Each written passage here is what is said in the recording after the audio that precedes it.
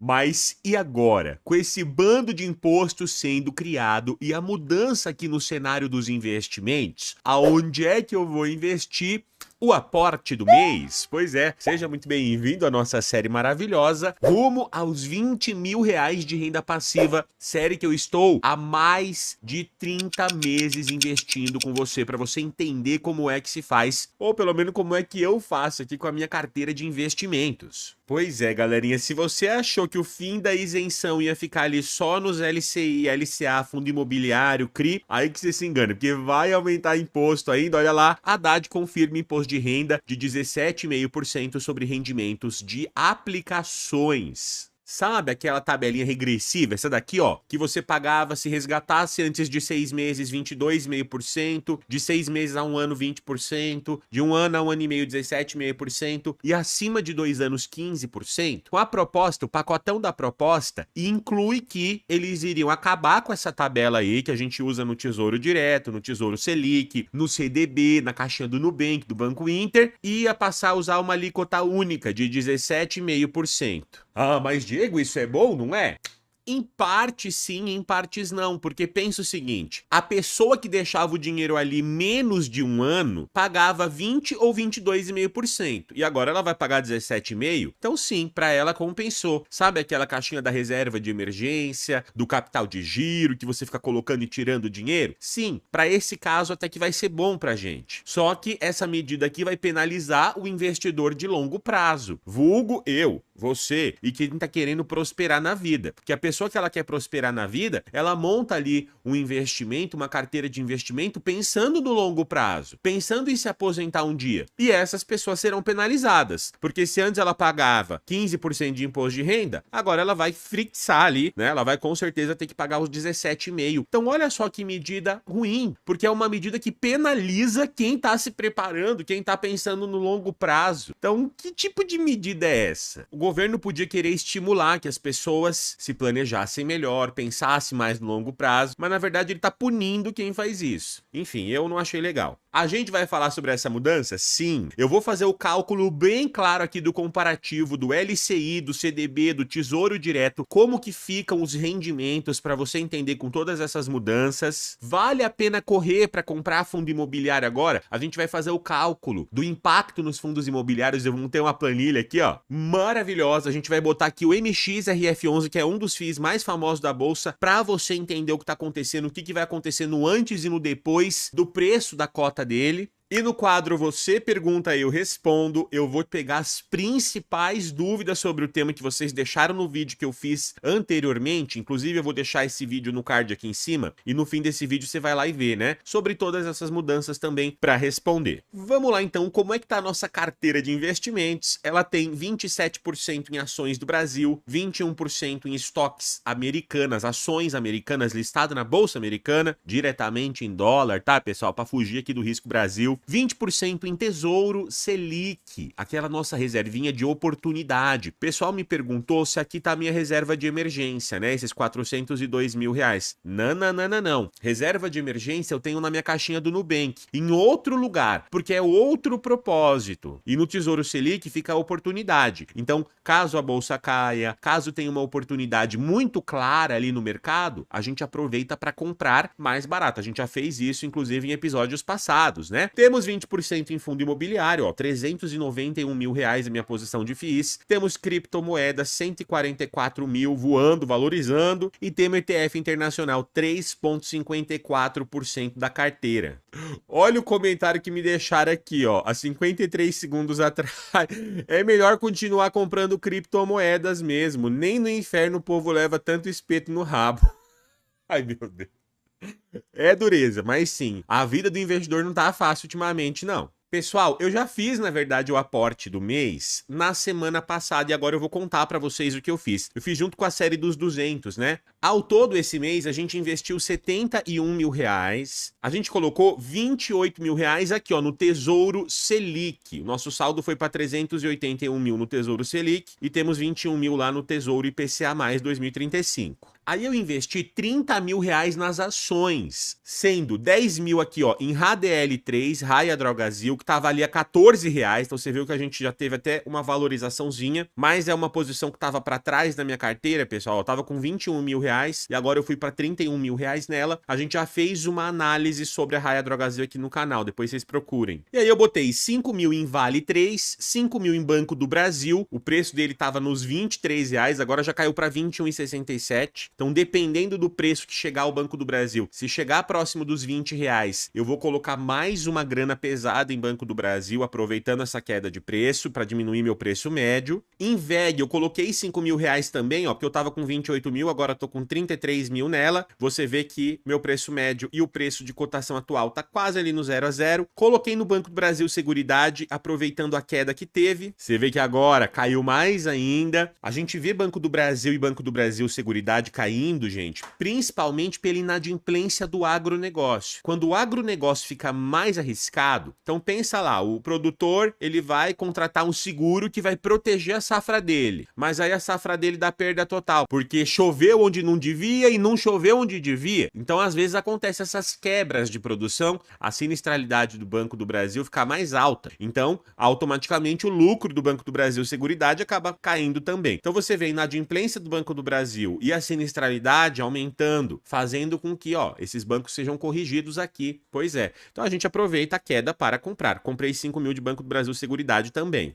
E em fundo imobiliário, pessoal, eu investi 13 mil reais. Peguei apenas os FIIs que estão mais caindo na minha carteira. Eu coloquei 3 mil no VGHF11 e 10 mil no URPR11. O URPR11, gente, que tá levando uma lavada, tá caindo horrores, mas ele estava aqui para trás na minha carteira, eu sigo comprando ele ainda, não recomendo que você faça o mesmo, porque é um fundo bem mais arriscado, como eu sempre posicionei vocês aqui na carteira, mas, segundo as minhas contas, dado esse preço, tá valendo a pena ainda para mim fazer o aporte e esperar o longo prazo para ele se recuperar. Então eu vou manter comprando. Não recomendo que o investidor iniciante faça isso, tá? Lembra que eu já tô aqui uma carteira de 2 milhões de reais. Pois é, ó, pessoal, ó, o valor de compras da nossa carteira tá em 1.873.000 e o saldo bruto tá em 1.958.000, sendo que ao todo desse valor que eu aportei, 69 mil vieram de dividendos, ou seja, quase 70 mil reais aqui, ó, foi um dinheiro que eu não coloquei do meu bolso, e sim eu peguei os próprios dividendos para ir recomprando. Na prática, é como se eu tivesse investido 1.800.000 do meu bolso e hoje a minha carteira tá acumulada em 1.958.000. É como se eu tivesse ganho 158 mil reais no período. Com um detalhe, eu tô com uma renda passiva enorme, né? Olha só, a nossa carteira no último mês, pessoal, chegou a 11.154 reais de dividendos, o recorde aqui da carteira até agora. Nesse mês aqui, provisionado agora pro mês de junho,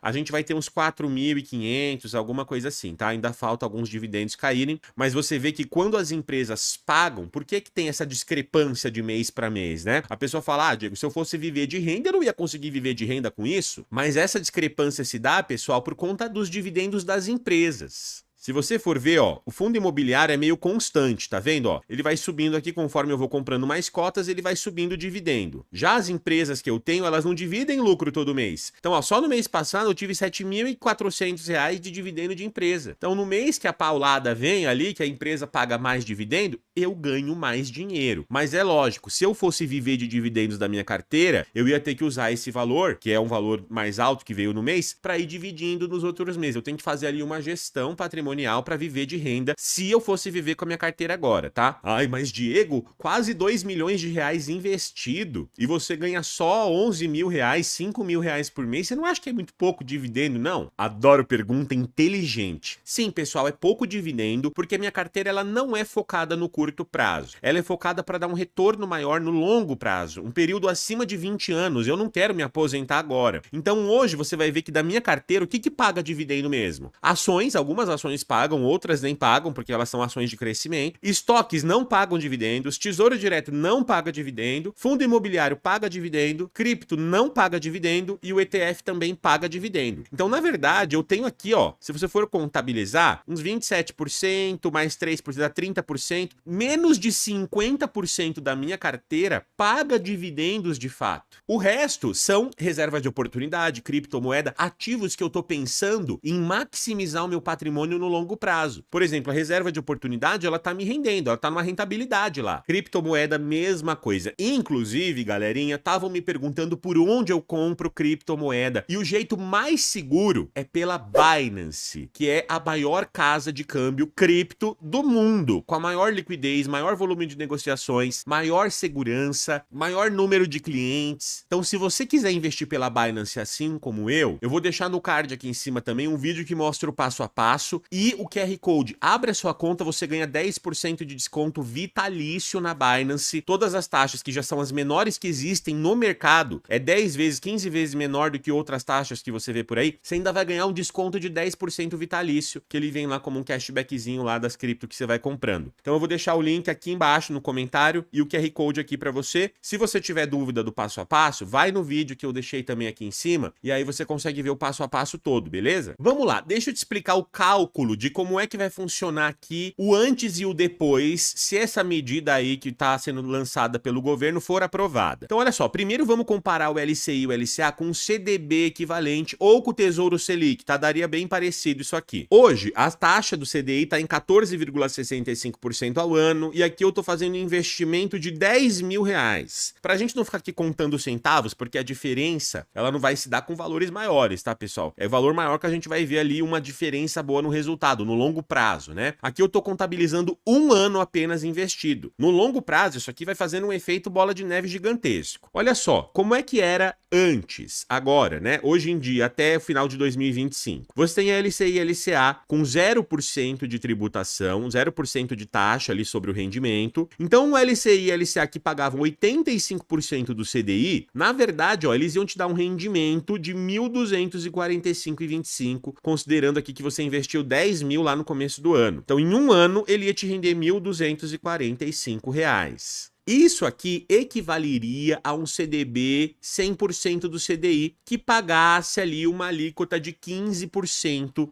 de imposto de renda. Eu sei que não é 15%, tá, pessoal? No prazo de um ano, ele seria pagar 17,5%. A questão aqui é que, para efeito de comparativo, vamos usar um ano como base de comparativo, mas é como se você tivesse investido vários anos, tá? Então, estaria na alíquota mínima aqui para a gente poder fazer a conta aqui e você entender. Depois, agora, com a tributação de 5% nos rendimentos dos LCI e LCA, você teria que ter uma rentabilidade de 89,5% do CDI para equivaler a um CDB de 100% do CDI. Você percebe aqui, ó, que antes você tinha que ter 85% do CDI no rendimento do LCI e LCA. Agora você vai ter que ter 89% do CDI para ter a mesmíssima rentabilidade. Então, sim, se essa tributação for para frente, os LCI e LCA vão ter que pagar mais para compensar. Para eu e para você, investidores aqui, queremos colocar dinheiro. Porque, opa, ó, se o LCI e LCA ficasse no 85% do CDI, ia equivaler a um CDB 95% do CDI. Então eu não vou querer colocar dinheiro aí, você vai querer? É melhor deixar o dinheiro na caixinha do Nubank? O mercado pensa assim, tá, pessoal? O que tiver pagando menos, a galera não quer. Eu não vou ficar num investimento que vai me travar o dinheiro, sendo que eu posso ter a mesma coisa na caixinha do Nubank que não me trava o dinheiro, eu posso resgatar a qualquer momento. O mercado pensa assim, é uma questão de rentabilidade, liquidez e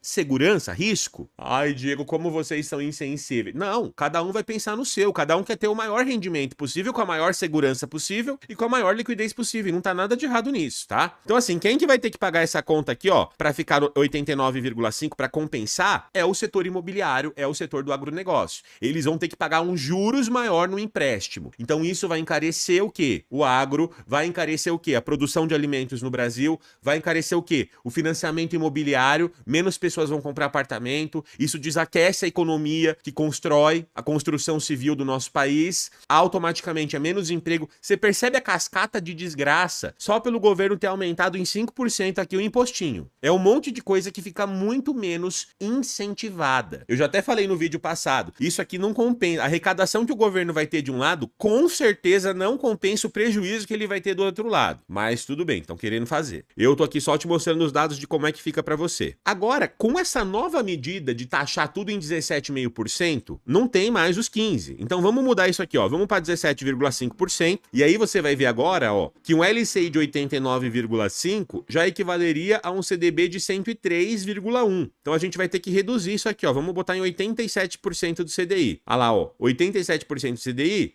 arredondando aqui mais ou menos, equivaleria a um CDB 100% do CDI. Então você viu? Eles estão aumentando ali a taxa do CDB, a alíquota do CDB, justamente para parecer que ficou mais equilibrado. Não, então agora não mudou tanto. Ó. O LCI vai ter que ir de 85% para 87% apenas. É só 2% que o agro e que o setor imobiliário vão ter que pagar a mais. Isso aí não vai impactar em nada. Mas pera aí, a rentabilidade, gente, é em cima do valor nominal, é em cima do valor que a gente recebe aqui. Então olha só, se a gente faz esse antes e depois, agora considerando também o CDB equivalente de 17,5% de tributação ali na fonte, você vai ver, ó, que caiu de R$ 1.245, que era o valor que a gente ia ter de rentabilidade, para R$ 1.210. Então a rentabilidade no bolso do investidor, mesmo assim, vai ser menor. Mesmo assim, esses cálculos são levados em conta. Quem que tá pagando a conta aqui, ó, é a gente, né?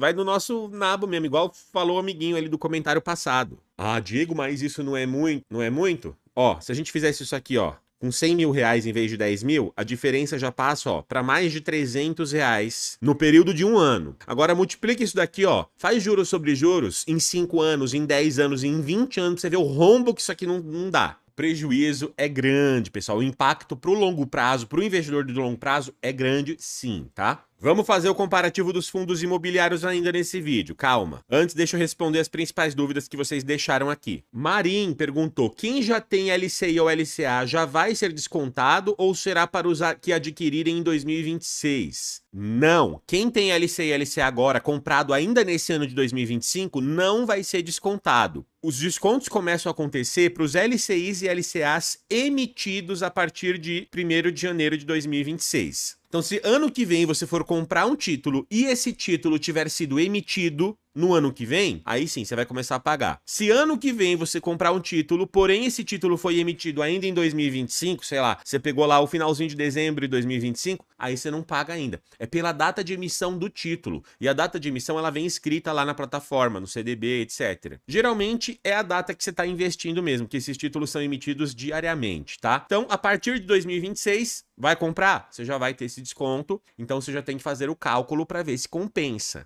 Bora para os fundos imobiliários agora para você entender como é que o mercado pensa em relação a isso aqui, ó. Peguei, por exemplo, o fundo imobiliário MXRF11 que eu vou comprar 500 cotas desse FII aqui. Então, olha só, hoje em dia como é que funciona? O MXRF11 tem um imposto sobre os dividendos de 0%, ou seja, ele tem um dividendo mensal de 10 centavos. Peguei isso no próprio site do Investidor 10, tá? Se você for ver aqui, ó, a cota dele tá 9,27, ele tá com dividend yield de 12,28% no último ano e a cota dele pagou 10 centavos de dividendo nos últimos 2 meses. Lembra que eu falei, pessoal, que tava 9 centavos e que tinha uma alta chance de subir para 10 centavos, hein? Já tinha alertado isso aqui para vocês. Então, pessoal, se eu tenho 500 cotas e o meu dividendo mensal é de 10 centavos, automaticamente eu vou ter 50 reais de dividendo, porque é 500 vezes os 10 centavos, entendeu? 50 reais é o meu dividendo total, mensal, beleza? Se o dividend yield que eu quero é de 12,28%, o preço da cota máximo que eu estaria disposto a pagar é de R$ 9,77. Por quê? Porque se eu comprar a 9,77 centavos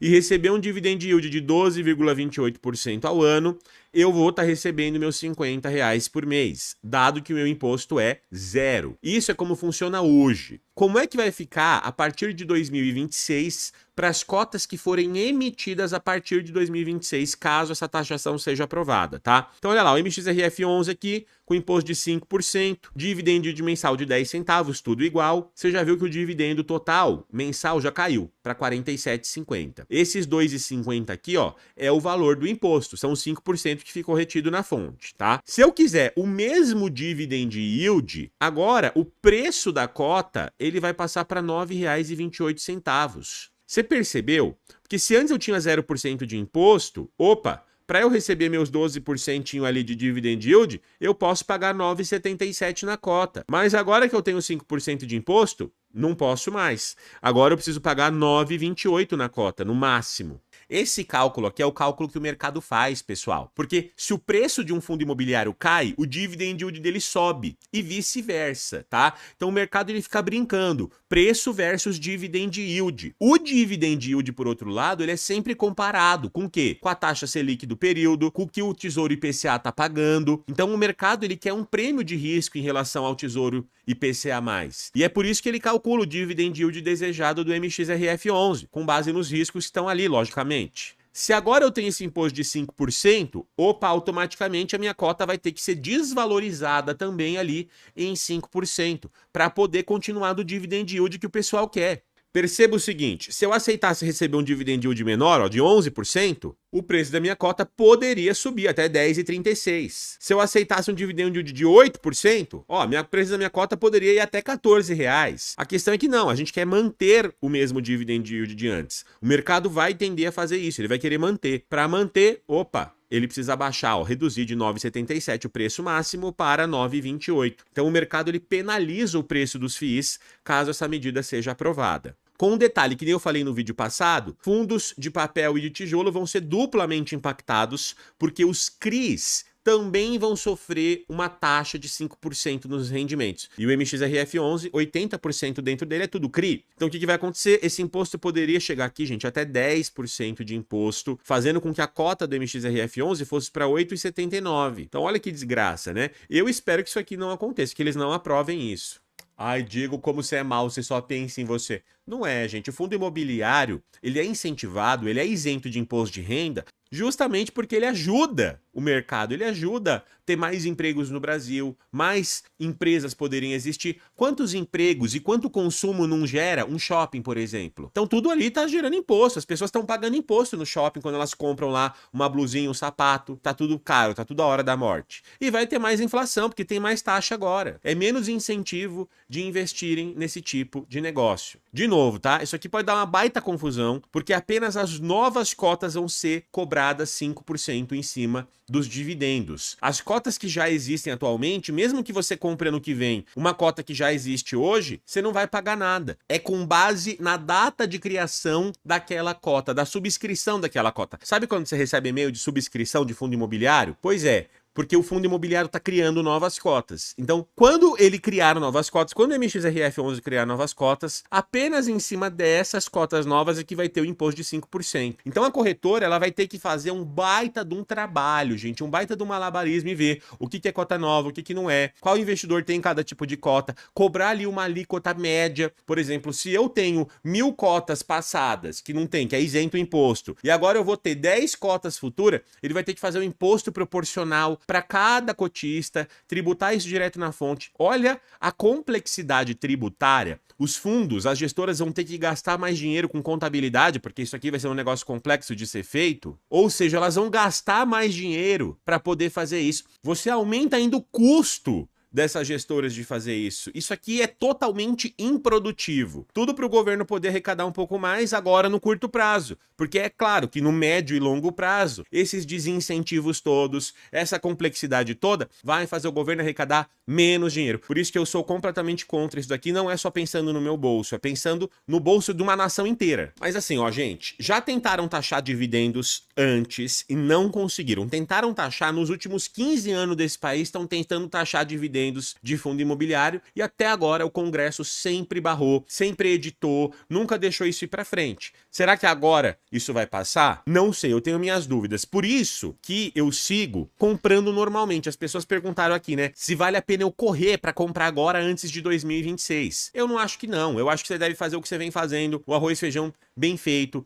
Caiu uma empresa lá que você acha que é boa? Então você vai lá e compra mais ações dela. Tem reserva de oportunidade? Tem reserva de emergência? Tá ali com a sua vida em ordem, investindo todo mês, igual eu faço? Tá tudo em ordem, gente. Tá tudo na paz. Conforme for caindo e for surgindo oportunidades, você vai comprando. Porque a gente não sabe o que é que vai acontecer. Pode ser que criem mais impostos, eu não duvido, mas tudo pode mudar. Inclusive, ano que vem é ano de eleição, então não dá pra gente saber o que vai acontecer. Uma coisa, um aprendizado que eu tenho nesses anos todos que eu invisto isto é, não dependa de eleição de presidente A ou B para decidir se você vai investir ou não. Faça o seu dever, blinde a sua carteira, igual eu faço sempre aqui, mostro para você, ensino você aqui no canal, porque aí você não vai ser pego de surpresa em nenhum cenário. Pelo contrário, você vai surfando ali as oportunidades que vão aparecendo. Beleza? Vou deixar um mini curso grátis de 3 aulinhas do canal Cara da Riqueza. Vai lá e faz se você não viu ainda. E vou deixar o vídeo para você dessa mudança toda a minha opinião ali, né? Toda a parte ali fundamental para você entender. Vai lá e assiste o próximo vídeo. Te vejo no próximo vídeo.